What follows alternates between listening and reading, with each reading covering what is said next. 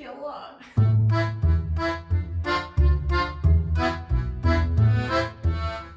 Today we will be making Ukrainian pierogi.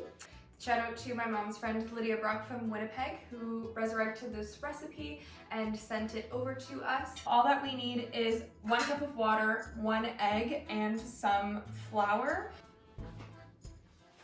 Gradually add the flour and mix all the ingredients together by hand. We probably ended up using about 3.5 to 4 cups of flour. We just basically stopped when it was no longer sticky, put it back into a lightly oiled bowl, and put to the side for 20 minutes to rest. So the next part that we have to make is the filling, which is mostly just potatoes. We start just by peeling them, and I have our composting bin just behind me here.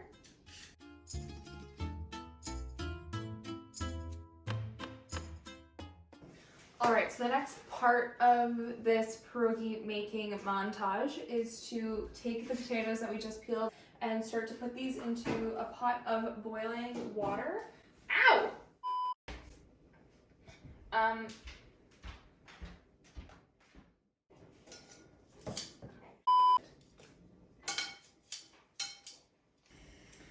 Okay, so the next part is to chop up some onions and a little bit of garlic.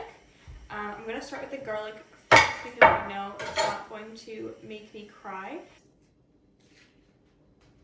Okay, so once that you peeled all of the skin off of the onion, and I want to chop it into nice small pieces.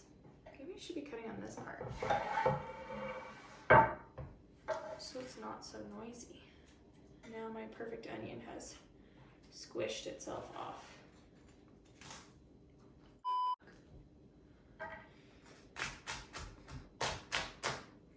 Oh, it burns already.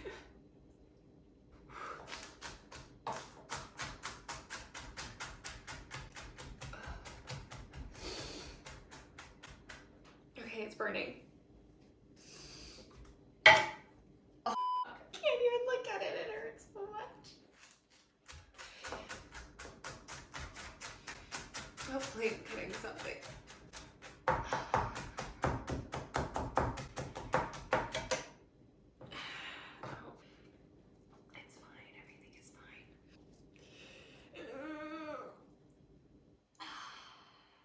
Should have worn waterproof mascara. Okay, it's fine. Everything is fine. I don't know if this is helping or making it worse. Okay, so with this next one, chop it just the same.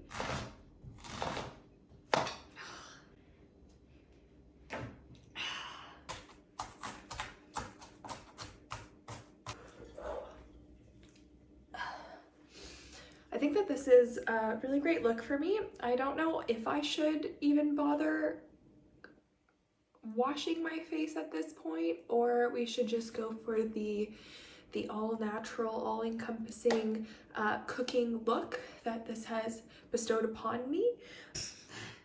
What's wrong, Mom? What's wrong? What? You don't like my face?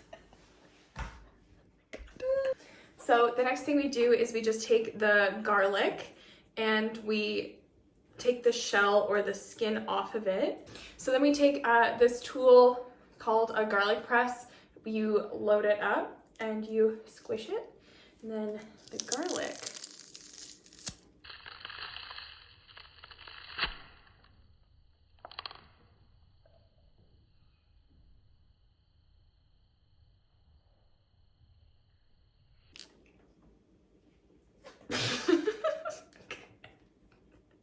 Just pops out just like that. And now we're going to take our finely chopped onions and garlic, throw them into our pan. Now we have 1 cup of grated cheese, 1/4 cup of butter. Take our onions.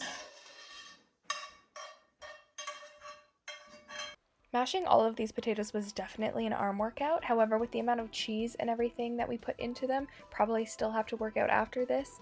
But here, just taking the dough, rolling it out, We ended up cutting little circles with the cup that I'm using, but they still weren't thin enough, but my arms were pretty tired, so we found it actually easier just to roll them out once they were already pre-cut. Take a teaspoon of the filling, put it into the middle of the circle of the dough, and just fold in half and pinch around the edges of the side, making the perfect pierogi. Okay, so now all we're going to do is take the pierogies one by one, drop them into the pot, probably do 5 or 6 at a time so that they don't stick together. And they'll probably be in there for about 6 or 7 minutes, just until they start to float to the top, and that's when you know that they're ready.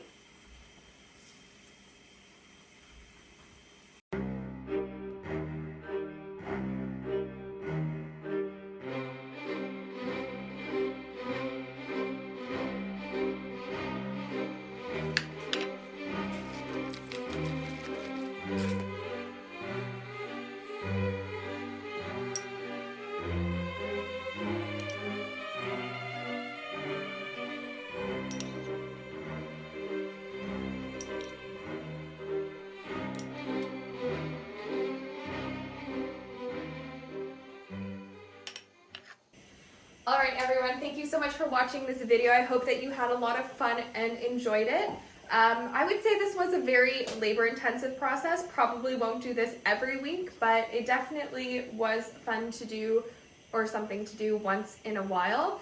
These, I did taste one. They do taste really great. I will put the recipe down in the comments below. And if you like this video, give it a thumbs up. And if you like me and like more of these types of videos, comment below and hit subscribe.